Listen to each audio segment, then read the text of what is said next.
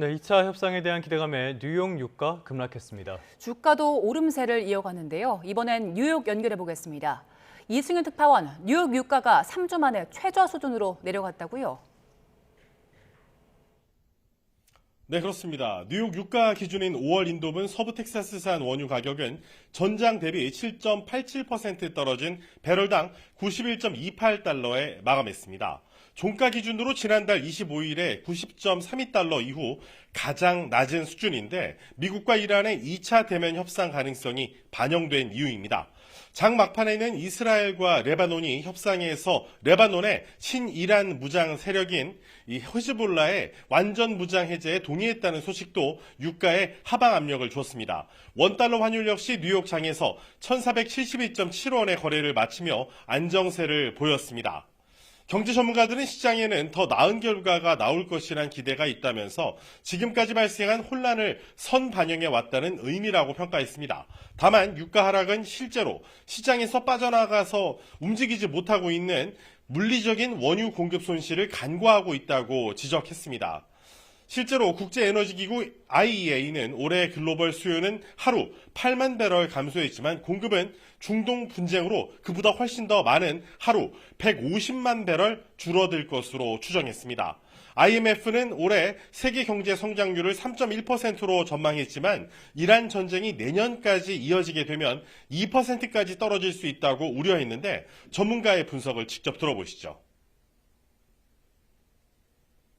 The higher oil stays, the more of an inflation concern that there is. And ultimately, that translates into a slowdown for the U.S. economy because 70% of our economic growth, GDP growth that is, comes from consumer spending. 네, 뉴욕 증시도 보겠습니다. 지금 미국과 이란이 이런 회담을 재개할 것이라는 기대감이 커지면서 많이 강세를 보였네요. 네, 그렇습니다. 뉴욕 증시 3대 지수는 일제히 상승 마감했습니다. 뉴욕 증권거래소에서 우량주 30개로 구성된 다우존스 30 산업평균 지수는 전장보다 0.66% 올랐습니다.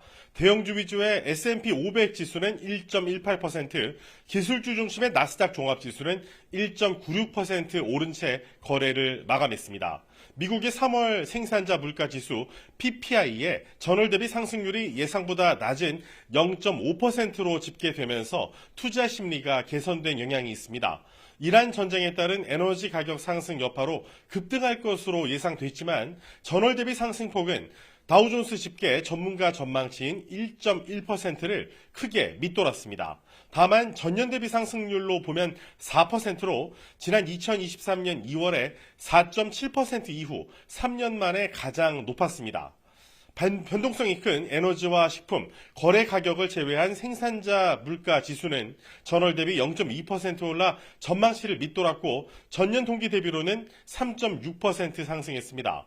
에너지 가격은 이란 전쟁 여파로 전월 대비 8.5% 급등했는데 특히 휘발유 가격이 전월 대비 15.7% 폭등한 게 큰 영향을 미쳤습니다. 하지만 식품 가격이 전월 대비 0.3% 하락하고 서비스 가격은 정체한 게 유가 상승의 충격을 상쇄한 배경으로 작용했습니다.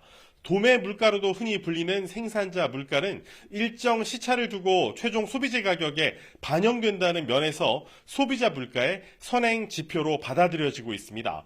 또 미국의 중앙은행인 연방준비제도가 통화정책의 준고로 삼는 개인 소비 지출 PCE 가격지수 산정에 포함된다는 점에서 월가의 주목을 받고 있습니다.